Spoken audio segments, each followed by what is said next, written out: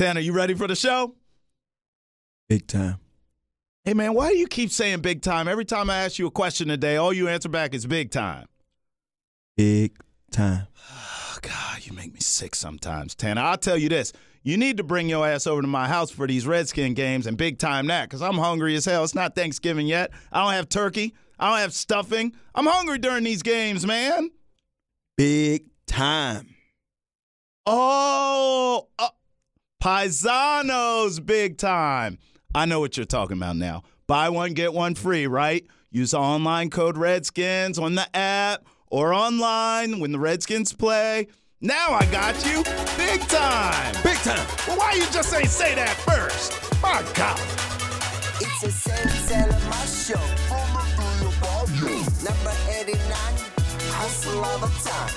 Travis on the right, hot mic on the left. Every single week, it's a lyrical fact. Santana Moss Show podcast Thanksgiving edition. You know what I'm thankful for?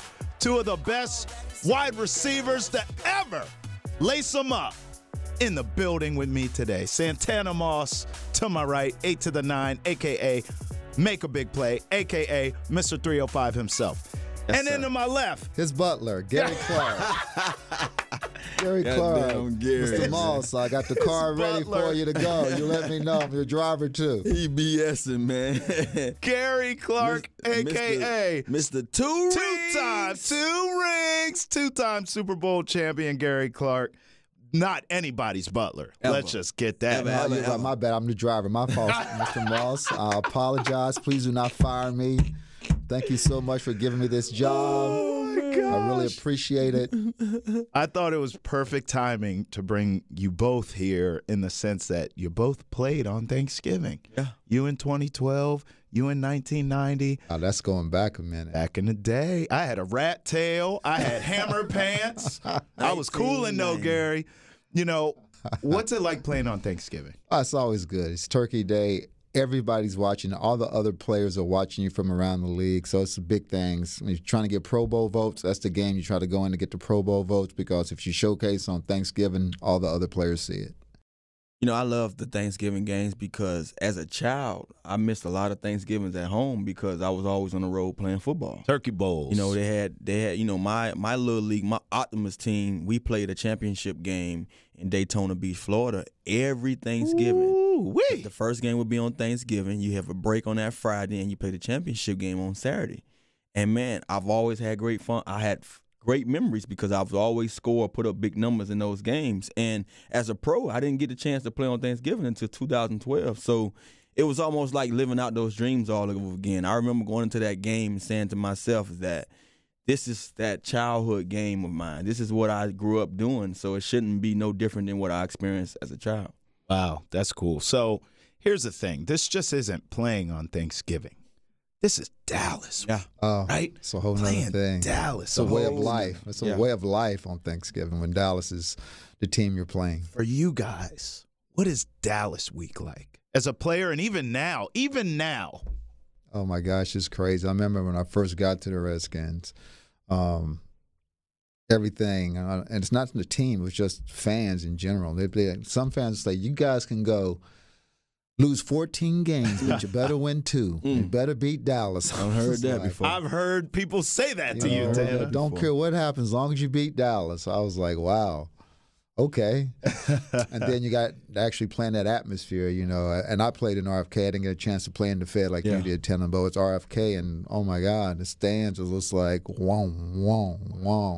And truly, we had a 12th man when we played there. And then Dallas always had their 12th man when we played them in Dallas. So this is probably the biggest games of the year for either team, really. What's it like now for you? Because, you know, you're involved with the Alumni Association, of course. You're a former great. I mean, I see you at the games. I've talked to you myself. What's it like now for you, Dallas week? It's a little different because now I'm a fan of the game. I'm a fan of watching. I'm cheering for my team. But it's just a different feeling. You're just getting prepared for the game as opposed to, watching the game. And it's just completely different from me watching the field as opposed to me being on the field. It's a whole nother type of butterfly thing that happens. But if it's a close game, all of a sudden you feel those same butterflies come back into your stomach and you feel like you're playing. Tanner, man, they call you the Cowboy Killer. Yeah. Every time I'm out with you in this city, you get big love for what you did with the team. Cowboy Killer. Everybody brings up Cowboys. So what was it like for you as a player this week? I mean, honestly, man, this was the one week I knew I was getting off. No question. I'm getting off this week. And I hate to say that because as a player, I had, it really bothered me that out of all the weeks, we prepared differently against these guys because of what I did in 05. And 05 just happened, and fortunately, I'm glad it did because it allowed, regardless of who the coach was that came into these, those hallways in either, Redskin Park in Ashburn, they wanted to make sure 89 was involved heavily in this game. And I'm like, did you guys see anything else throughout of all my career that what I can do, but you wait till Dallas week to fill me up or put the load on me? I appreciate it because every receiver wants the ball. I was the guy that I believe that, being the guy that I was hurt me from being the guy I could have been. What do you mean by that? Because I wasn't a diva. They say we divas. I think Gary was a diva. Tanner, you're definitely a diva. I heard what all pretty boys are diva from birth. So Tanner, you were as a diva. Hey, Gary could call me what the hell he want to call me. I'm gonna let it because he's a legend and I'll with Gary. But I wasn't a diva, man. I wasn't a diva because I didn't cry for the ball. Right. Guys used to be like, damn, Tanner, you're not involved. And I used to basically look at the coaches like, you stupid as heck. You stupid as heck to have me involved in your offense and not feed me early and often. And I went through games where I didn't get balls that time. I didn't even get an attempt. And it's so true that he never did ask for the ball. I found other ways to be valuable to my team because I said, hey, I don't want to never make this game about me. I feel like making it about me would be doing something outside of being me. So I appreciated Dallas week because I knew, 1, the city was ready. 2, the coaches was going to be ready. And 3, I'm going to have a heavy load. It's probably a good thing I wasn't your teammate. Because this would have been, I've been like, Tanner, every damn week you need to make the game about you. That's right. Because at the end of the day, it's all about the outcome. Yeah. Right. If making a game about you gets us a win, I mean, even one time when Joe was coaching, I came out there and I gave him a little pep talk. And when I finished up, I was like, Tanner, you need to ask for the damn ball more. That's exactly what I said. Wow. Straight word for word. You know what? Before we go any further, I'm glad he mentioned that because the other day, and we normally get into what I've done, throughout the week. Last week I went to PBS to do this show that's going to be aired on PBS. It's talking about Washington in the 2000s. Mm-hmm. They didn't ask no other Redskin to come. They asked me. And I was privileged, like, oh. And they asked me about the year when Sean passed. Mm-hmm. And I told them, I said, before Sean died, I shared stories with them about the moments up to his death that we was kind of getting to that point. We was hurt at the same time. We already shared the same row on the plane going to games. We already had a locker next to each other. Now we hurt at the same time. We in a locker room talking to each other every day, getting treatment. And we also sat by each other in the big team meet room. I'm like, me and Sean was starting to grow so close, sharing stories, experiences about the game, different things he saw in my game, different things I saw in his game. And I remember feeling down that year because I was pissed off. And I let it be known on that show that I was pissed off with the quarterback play. Not to say that our quarterback wasn't playing well. I just didn't feel like he meshed with me well enough. And before I could even make a play, I was so mad that I wasn't making a play. And I was down on everything that I could possibly be down on. And then Sean passed away. And it was like a wake-up. It was a wake-up saying, like, you around here pissed off about this, and look what happened. It's many other things to be down about. Now I'm really down. And, beyond being down on that and everything else, Gary came out to speak to the team. And Gary, I was sitting there on the knee right in front of Gary, and he asked, where Tanner's at? And he like, bro, what's up? And he didn't call me out in no fashion that I couldn't take as a man. He just said, basically, I'm waiting to see that dance. I mean, I can't wait to see that first down dance on first down. That's my dance. And I'm waiting to see it. I haven't seen it enough. And I woke up. I said, you know what? That was what I needed. And he just spoke of that. That was what I needed. I needed someone to call me out on what I was going through at the time. And to me, that's when I changed and said, you know what? It's not about me. It's about this team. And I put everything behind me. Screw what the quarterback is doing. Wherever he throws to me, I need to catch. However he throws, I need to catch it. And whatever time they give me the chance to be that guy, I just need to accept that. And that's when I put that behind me. Let's dive into this relationship a little bit deeper because, you know, I mentioned to Tana when he told me you were coming in. I said, well, I interviewed him. I think it was in the preseason. He told you about me driving him in. Could you tell him to give me a little bit more of a raise? Mr. Moss, your ride is ready outside. Gary BSing with you. And, man. you know, I interviewed you, and we were just talking about the team, right? And you know how it goes. What were your expectations this season? What do you think this? What do you think that? And I know from my personal relationship with Tana that you two are tight. So in the middle of the interview, I had nothing to do with what I was supposed to be talking to you about, but I just said, hey, you know, I know Santana thinks so highly of you. You know, what do you think of Santana? And you went, it was almost like your whole demeanor changed. And you went from giving me BS, typical answers about the football team, to you could tell it was heartfelt, and you spoke about Santana as a person. You also spoke about him as a player.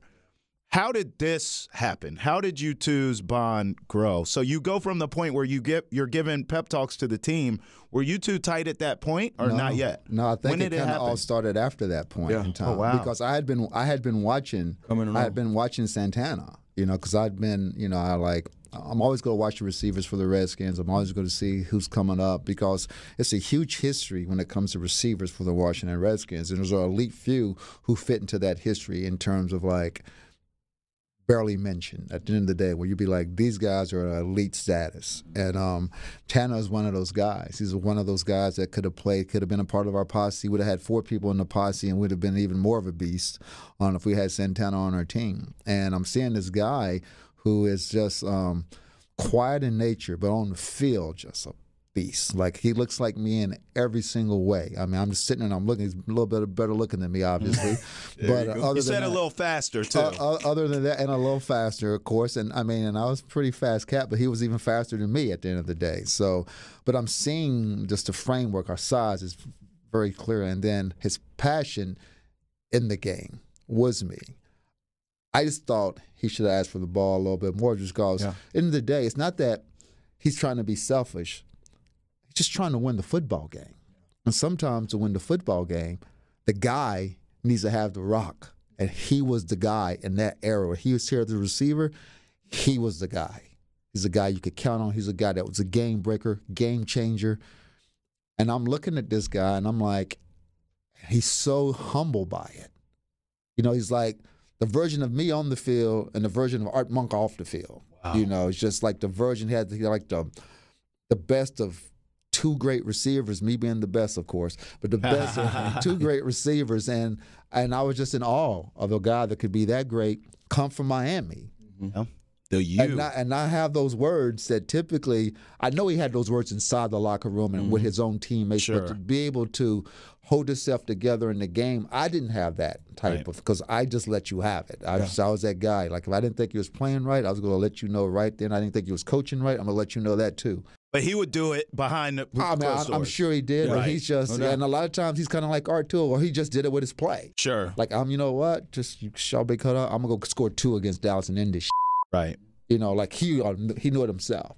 So, I mean, just the respect that I saw he was, then when I finally met him and saw how down to earth he was, you know, and saw that he's just overall just a really good guy, I was like, how can you not like the guy? Wow. I mean, I knew he was going to be the guy that surpassed me and the Redskins loyal as terms of like numbers and records and different stuff that we did on the field. He was the next guy up, and just to see how he handled that and to let me be a part of his family base, so to speak, was very cool to me, because I'm an old guy, and you know, you got this young guy who's done so well come in and do those things. He's an impressive young man, 100%. No question. When people comment to me about our relationship and say, man, it seemed like you and Tanner are tight, I almost immediately just go to the fact of how genuine he is. Yeah. Because he's a straight shooter. Yeah, you see one thing and you would think another. You would think, I mean, he gets treated like a rock star. So you would think maybe he has that type of attitude. That's because he's pretty. That's why he gets treated like a rock star. If we had a nickel for every time you've been called pretty. 10 times today. Tanner, talk about the relationship with my man. It's crazy because, you come into this game and you admire a lot of people. I've been a guy that watched football for years, man, and the one guy that stood out when I was young, because I was a San Fran 49, I was a Joe Montana fan before I was a Jerry Rice fan. Loved Joe Montana. And that let me know then and there I was going to be a receiver, because I love to see the way the quarterback connected with the receiver. And I remember my dad asking me a question years ago. It was a Super Bowl game not too far from my home in Miami, and it was the Cincinnati Bengals playing against the 49ers. At that point in time, I wasn't that in tune with football. I love football, but I wasn't watching it. My dad said, "Who you think gonna win the game today?" I'm like, "Who's playing?" He said, "The 49ers against Cincinnati Bengals." And I was like, "Oh, 49ers gonna win." And I had to watch it because I wanted to see if my team would win. Jerry Rice got off. And that was my found love of watching wide receivers play the game. And at that time, I hadn't played football yet. I played in the streets, but hadn't played organized football. So if you come accustomed to seeing a Jerry Rice, then you start hearing other receivers like him. Gary Clark. It was like Jerry Rice, and then you're like, who is this guy in Washington? Gary Clark. It always popped up. Art Monk, Gary Clark. And, I'm like, man, Washington got all these guys. And then it was crazy because down the path, I started liking other receivers. I started, being, I started admiring other guys that did what I do. And that's what I wanted to be. So when I started playing football, I played defense and offense. But I'm like, look, coach, I'm getting hurt, injured more on defense. I'm gonna stick over here and be a receiver. I like to make plays like score touchdowns. So you fast forward to all those years, and you get here. Even past my New York Jet years, Gary Clark always stood out. So when I got here and was able to meet him, I met Gary before I ever met Monk. And I heard about Art Monk from even when he played as a Jet, I believe. I think he was a Jet 1 year or something like that. 1 year. Yeah. 1 year. And I remember when I was over there, talked about Monk, but I'm like, man, I remember his name being in that, and I believe because the NFC was always one of those teams to talk about because the Cowboys, Redskins, and 49ers won championships. And Giants. And the Giants. I've always heard of those teams, though. But to me, those three stood out. 49ers because I was a fan of them, the Cowboys or the Redskins. And so when I got here to be a Redskin, I'm like, Gary Clark, man, that's the guy I remember on Tecmo Bowl. That's the guy I remember. Oh, yeah. That's the guy I remember. You was a monster That's on the guy I remember Bowl, just so you understand. You guys went to Tecmo Bowl. You was a monster. That's really the guy telling my next age. to Jerry Rice when it came to numbers, like when it came to all-time numbers. And then I meet him, and I'm like, damn. This guy's, we about the same height. I heard he was fiery. Truth be told, it's crazy, and I love it because that's me in a nutshell. Truth be told, I'm far from what you see every day. Truth be told, I'm far from what you see every day. I get on a lot of people's nerves who know me closely, who have to deal with me every day. I'm not the nicest guy to deal with every day, and I know that. It's me. It's the Gemini in me. But I've always was told when you go outside those doors, don't let people know you if they don't know you. You know what I'm saying? So I've always been that guy that I'm going to observe anyone and everyone well before I let them know me. And that's why I handle my business the way I handle it. And then when it comes to my game, I was groomed to be that way. I was groomed to be the guy that was humble. I wasn't always humble. I wasn't. And in high school, I got humble real fast. My high school coach, Coach Walt Frazier, I talk about him highly. The greatest of all my coaches. I don't take nothing away from no coach I learned anything from. I had a lot of them. Coach Gibbs is one of them that stands top on my list. Bush Davis stands top on my list. Curtis Johnson stands top on my list. Coach Walt Frazier taught me how to humble myself. And so being the guy that I was here, not crying about the ball, I played a whole season without getting an attempt as the starting receiver in my high school team. The whole entire season. It's crazy. The last 3 games of the year, we pulled a guy up from the JV, the quarterback, and he gave me my first attempt. I caught it one hand, and then the next game I got another one, and the next game I got another one. I went to that season, 3 attempts, 3 catches. Wow. The next year, he gave me a catch a game for 5 games because I didn't play the first 5 games because he told me I had to work my way back on the team because I missed the whole summer because of an injury. This guy humbled me. This guy humbled me to be the guy I am. My next year, my senior year, he pulled me in his office when I thought I was in trouble. He said, "Are you ready?" Woo! And I'm like, "Coach, ready for what?" "I got to give you the ball." Work. But damn it, I've been working my ass off to get this ball. So if anybody ever questioned why I'm so humble, why I go about my business the way, Frazier built me. He built me to understand the game. It's going to be a time when we need you. Don't ask for it when it's not your time. Allow it to come. We as coaches see it and know when it's the proper time. And be ready when it comes. And so I've always been ready, and I knew when to ask. Now, if it's just being one of those situations where, I need something to happen and it need to be me, then I'm going to say something. Might not be direct or how people might do it on the field, and you see all the mannerisms and how you see Odell handle things and how AB, two guys that I love in this game. I just said it to the people that needed to hear it, and it came. Now, Tana mentioned Coach Gibbs. Mm-hmm. And I wonder, because both of you played for Gibbs, but as a fan, I look at Gibbs as two different versions. I look at 1.0 and I look at 2.0. Have you guys had conversations about the difference in Coach Gibbs, or was there? Was it the same guy for 1.0 and 2.0? Or am I crazy to even kind of have that theory? Coach Gibbs is Coach Gibbs. It could be. I'm not really sure. I mean, the version of Coach Gibbs that I was fortunate enough to have was he was a great manager of people. He understood people and understand how I don't treat everybody the same way. I'm not going to treat everybody the same way. I'm going to treat people accustomed to how they deserve to be treated.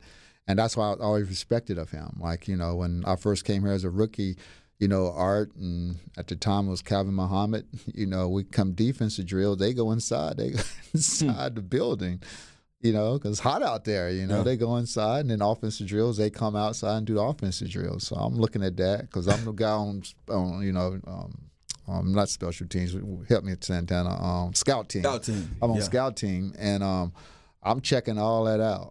And what I found out is when you was ready, and when I became, after that fifth game, I became that guy, then I was allowed to go inside and be that guy too. So he's letting you see you have to work to get to that, what you want to. But what I also loved about him, me and Art Monk are just two of the most different people you ever find in the world in terms of on the field. Right. And in terms of I'm going to tell you what I think right away. And so he had to manage me.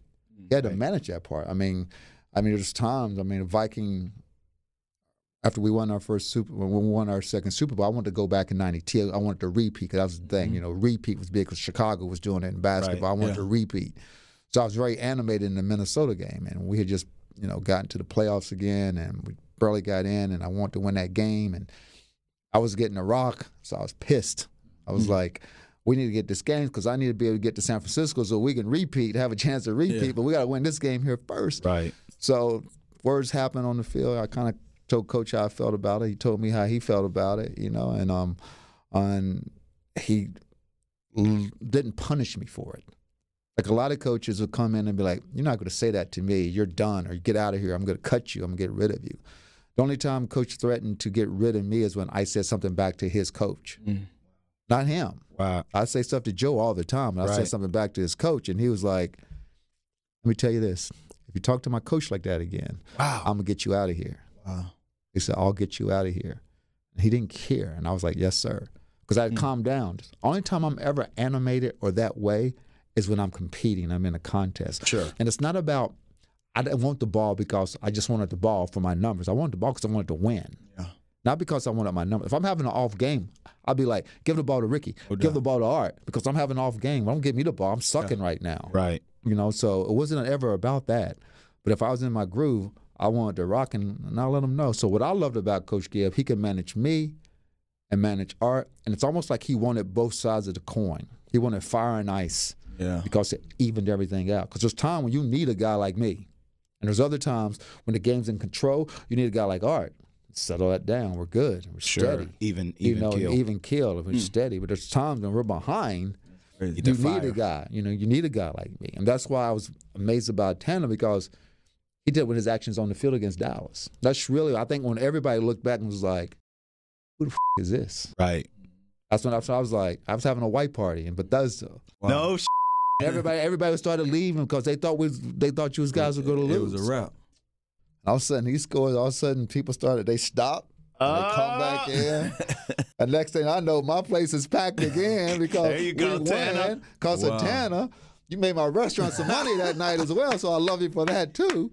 And it's just Gibbs is he's just a great coach because he's a great manager of people, and he understands. He lets his players go out there and play. That's real. Did you see the same thing from Gibbs? I mean, he hit it on the point. Okay. I mean, one of the things, not knowing what to expect from Coach Gibbs, it's like I come here the one stir I can say that I ever bumped heads with him, it was real brief. He ain't have to say nothing to me ever again, and he was never going to have to see me on that side again. First year here, and I'm accustomed to doing things certain ways from where I came from. College, I used to come out when I got winded. With the Jets, I come out when I get winded. You got to understand something. I'm the guy that always going deep half the time. You get winded. It don't matter what down you did it. You just come out. And I want to be fresh. I learned that in college. I learned that in high school. I want to be fresh. I want to make sure that when I go against you, I'm going to give it to you because I know you out there the whole time. As a defensive back, you out there the whole entire game. If I could take a break on a rundown, I'm going to take a break. Sure. I mean, I don't care about numbers like that. I care about them enough when it's thrown my way. If I'm not out there and it's not thrown to me, it wasn't thrown to me. So it wasn't like I missed out. So we in the game. It's real. We in the game. And I go downfield, and they don't throw me the ball. So you know how it is. You walk out the sideline like, shit, somebody else go in. Yeah. James Strash, the guy who I thought about dearly, man, who I looked up to also, just by him being a professional of this game and being a guy that was able to last as long as he did. He's a good player. Man, go in, James. Get you a rep. I'm not tripping. I'm not the guy to try to take nothing off your plate. Right. You feel me? I'm a guy that, look, if we eat together, we going to eat. Right. That's how I've been. You know what I'm saying? I play with other guys that thought differently. I know I play with a Reggie Wayne. I talk highly about Reggie. But Reggie showed me something in college. Man, ain't coming out the game. That. I want all of that. You know what I mean? And I respect that because I see who he became. You know what I mean? If you become the 14,000 yards and all the other accolades he got, it's because of that mentality. Sure. I'm okay with that.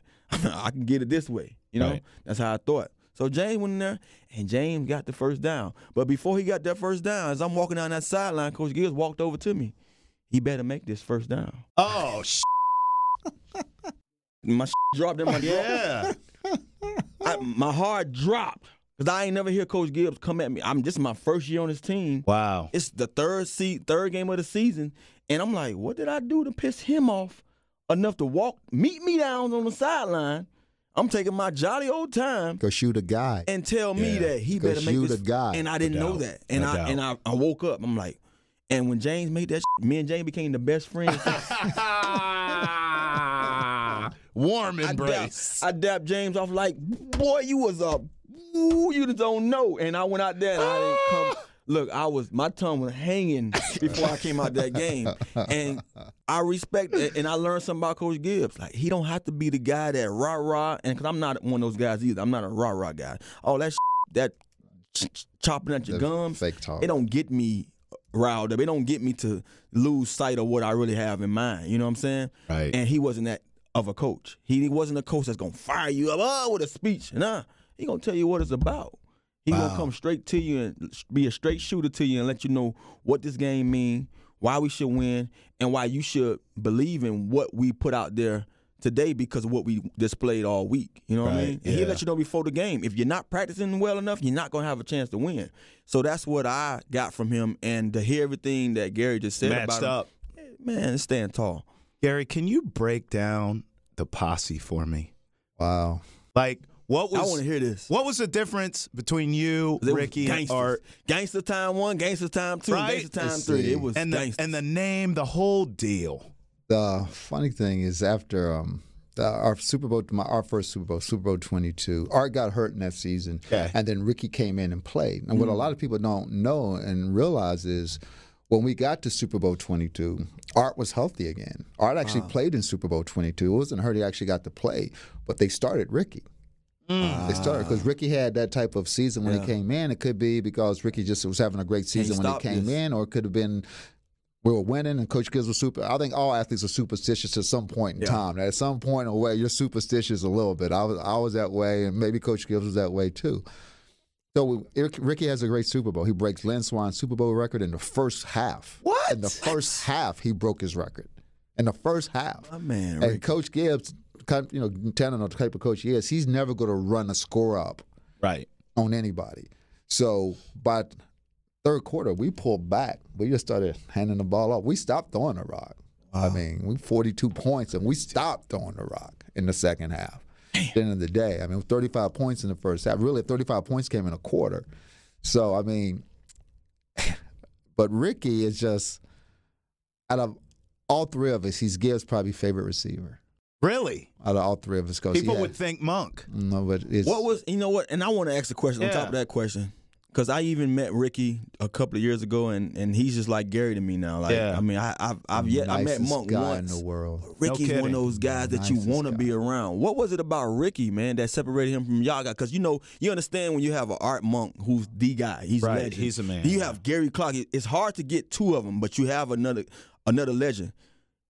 That legend don't fall too far from Ricky. He's still considered one of those guys. He was. What was it about him? He was just a nice guy. He's one of the nicest guy ever. Like where, if he didn't get the ball, he was the same way every week. Wow. If he had a great game, he was the same way. If he had a game where they didn't give him the ball as much, he was the same way to Coach Gibbs. So Coach Gibbs loved it because his temperament was like this. Mm-hmm. Mine and Art, it was a little different because. End of the day, we still compete. There's three of us. We all want the ball. We all think we're the guy. No doubt. We all want to be the best guy that season on the team, numbers-wise, and the whole 9 yards. So me and Ricky, don't get me wrong, he's competitive as well, but he's just quiet about it. Right. It's kind of more like you, Tan. He's just quiet about it. Yeah. But deep down inside, he's looking back. He's like, Gary, you might have outran me in that 40, but I slipped and I still ran. I slipped, fell on my face, and I still ran a 4.5. And I slipped 10. I fell on the ground, got up, and ran a 4.5. Wow. A tenth of a second. Like, that's a 4.5 right there. That's 4.3, 4.5. That's the difference right there, right? But he was just a good guy. Art was more of like, we're just very competitive. Yeah. Art's competitive. Even though he's quiet, he's the guy. I'm Art Monk. It's a rattlesnake. Art looked like it was something around him or over him to where that I'm the guy, and I want to be the guy, and I'm going to keep the guy, and he's silent, but he's like silent, like fear in everybody. Wow. Where at the end of the day, I made it know, like, I want to be the guy. Yeah. I want to be it was told that you was very vocal with everything you said. I was going to say, between the three of you, they say, was it you and Art that you felt like would bump heads more so than Ricky? Well, we would never really bump heads. The only time me and Art got in a fight one time on the field was over Darryl Green. And he took actually it was me and Darryl started the fight. Mm-hmm.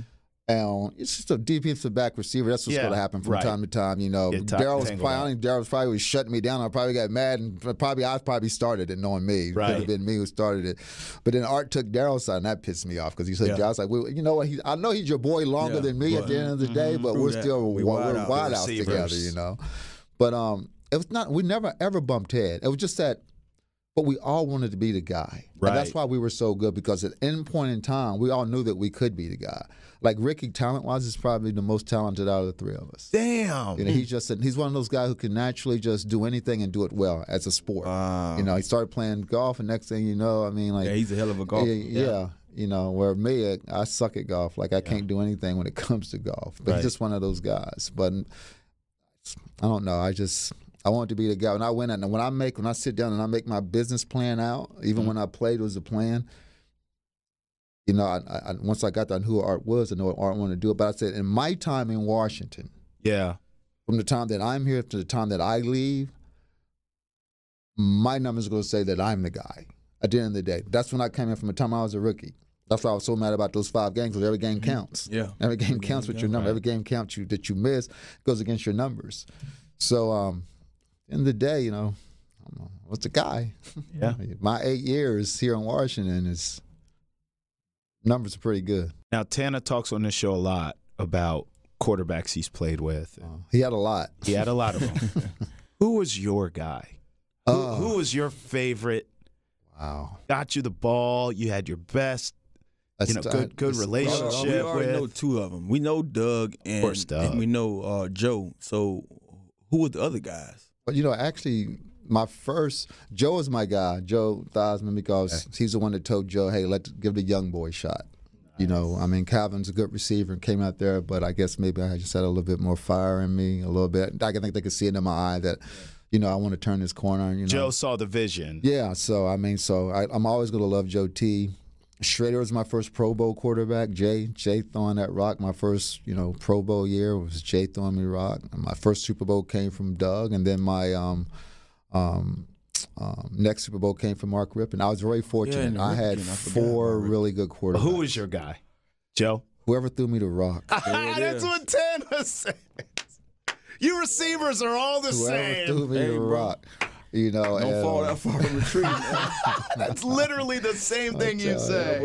If I had a great season with you, you was my boy. You my boy, Blue. I took it. I brought them some type of breakfast every morning. At the end of the day, I'm not beyond bribing my quarterback to help me become the guy as well. But they're always good. I probably had great seasons with Mark. I probably had 2 Pro Bowls with Mark as a quarterback, and I had I guess a Pro Bowl with Jay and a Pro Bowl with Doug as quarterbacks as well. So when you see the game being played now, and I've asked him this, you know, you see Rodgers and Brady and Breeze, of course. Who would you want to play with now, current? In the way the NFL's played now, I mean, my God, Gary, the rules are set for the passing game, are they not? Both of you would eat like hell right now. I mean, it's so much crazy in my era, and maybe probably even part of Tana's era. You know, a 50-catch season was the board mark. You got to get over 50. You was holding your own. Yeah. You know, now that number has to be probably close to what, 85, 90. 90, I'd say. Yeah. You know, right. 90 balls. These guys getting 30 attempts, 20 attempts at least. Crazy. To me, they can't be satisfied unless they get 100. Damn. Right now, this day right now, 2018, 100. With a 20 attempts a game, you got to get 100. Because I'm not satisfied if you don't get 100, because I was getting 84 with 5 attempts. Right. You feel me? So if I'm able to catch 84 I think the most I've ever caught was the year that I shouldn't have caught nothing because I was Larry Holmes, flabby and sick. I caught 93 balls.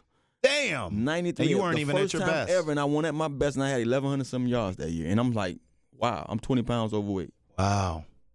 Yeah. Wow. Who's the guy you would play with now? Oh. That you watching like? I like what I play with now. It's so different now. Breeze, I play for got Breeze, you got Rivers. Probably Brady. Yep, Brady. I like Brady just because Rodgers. I've seen how Rodgers, yeah. Rodgers is nice too. I like Brady because he gets fired up. Like he's already treated like a god. Right. You know. But on the sideline, like you'll see him getting somebody's butt if they're not coming and doing what they're supposed to do. Right. You know, you see that he still cares. I mean, he's Brady's a guy. He can do anything he wants to now and pretty much get away with it if he wanted to in terms of like coaches, players and stuff. But he's not that way. You can tell that he's still about everybody come out there and do their damn job right. And I'm going to hold you accountable. I like people that hold everybody accountable. You know, but I'm like you, the guy in Green Bay, that wouldn't be bad. Special too, Rodgers is my favorite in the league right now. Like I mean, I love Brady because I know Brady and Manny, along Peyton, those two guys I wanted to play with because I was around that era. Sure. But when I watch Rodgers, I'm like, and even Drew Brees, like, you know, I had a chance to go to Purdue and I never went. And to see Drew Brees become the guy he was, even when he was in college, he was doing that. But to see him in his league, man, I'm like, man, I'm flattered, you know. Yeah. But Rodgers, this the way he can throw a ball in there, and man, I watch this guy put back shoulder passes. Look, I was one of those receivers that I hated to always have to do more than what I was supposed to do or what was expected of me as a receiver. I felt that the quarterback should know you have everything in front of you. You see where this guy's defending me at. Throw me open at times. And I thought that's when I had my better years, when there was quarterbacks smart enough to know that I'm not throwing this ball to him in that kind of coverage. Now, every now and then I might throw one up for him because he's going to be that kind of guy and make a play. But throw me open at times. And you get that from Mannings, both Mannings, because even Eli can throw you open. And Rodgers, Brady, Breeze, Rivers, Roethlisberger, those guys make you a better receiver. And that's why you see the guys that they play with as receivers go out there and put up these crazy numbers, because the quarterback is that valuable to your success. No, it's interesting. You guys are naming guys who've been in the league for a long time. And I wonder when you watch the young boys play, when you see a Mahomes, a Wentz, a Mayfield, a Deshaun Watson, who do you like out of the young crop, the young Lions. You got to let them prove themselves. Yeah. It's almost too early, you think, Gary? And for me, because somebody can come in and have a great season, and then next thing you know, they have off season. But they can put up numbers like. I want the guys who can put them up consistently, who's here year in and year out, and they do it for the long run. They're not in 3 years and out, doing something else. It's like the Heisman who comes into the NFL all of a sudden, and he's supposed to be the guy. And a lot of them, they're not even close to being the guy, because all of a sudden you see all these other players come in the league, Division I, AA guys, Division II guys come in the league that you never really hear about, but it's not meaning they couldn't ball, though. They have a chip on their shoulder, too. Sometimes, especially if you're small. Right. If you're small, you come in because you're not supposed to be here. You agree with that? I'm flattered by a lot of what I see. You know what I mean? I feel like this game today is a lot different. So it's made up for these guys to have that kind of production, or to be able to kind of surpass all these accolades this early. Think about it. They come from colleges now where the NFL has adapted what the colleges has been successful in grooming their quarterbacks in. They're not really grooming them. They're basically sending them to the NFL saying that if you don't get a wide open scheme and spread this offense out where they can throw this thing around and give them less to really think about, it's very few that comes in pro ready. And when I mean pro ready to read in the pocket, you got that kid in Arizona. I think he can do it. You got the kid in New York. I think he can do it. Rosen, Darnold. It's a few out. That kid in Buffalo, he can do it. Yep. You know what I mean? So it's very seldom you see those kind of quarterbacks come in this league. Now, there's the other quarterbacks like the Mahomes. Don't get me wrong, I can't take nothing from this kid, but he's just a magnificent athlete. Great arm. Great, not even just great arm, because I've seen guys with great arms. Michael Vicks. Hell, you had one in Ramsey, didn't you? I had Quincy Carter. Yeah, Quincy Carter. No, I'm talking about like with just an arm. with that strength. Cutler. I've seen those guys play a little different than what you see in Mahomes. Mahomes seemed like he can be a guy that's sitting in that pocket every now and then. So even Watson have shown and proved to you that I can sit in the pocket, unlike certain other guys that have my same attributes. So I just believe that the college, they don't groom them well enough to go out there and play in this league unless they already have it. But the league has said, you know what, screw trying to make them accustomed to our game. Let's bend a little bit and give them what they're used to. Let's spread things out a little more and open this game. That's why the passing game is so, vital to what we see nowadays. Back when I played the game, we threw the ball on third down. We're going to run, then pass. So you passing the ball to me when everybody know I'm getting the ball, I had the Clinton Porters and the Curtis Martin to worry about in the backfield, and they was hell of a two running backs. You understand what I'm saying? So nowadays, you like, we going to throw, and 3 guys could get 1,000 yards because we going to throw the ball that much. It is the Thanksgiving season, so we'll end it here. Gary Clark, what does Thanksgiving mean to you? It means I get to drive Santana Moss to his next appointment. I'm going to work on Thanksgiving, so you mean you taking me to NBC, I guess. There, you knew that already, Mr. Moss. You gave me the directions like a week ago for the travel docket.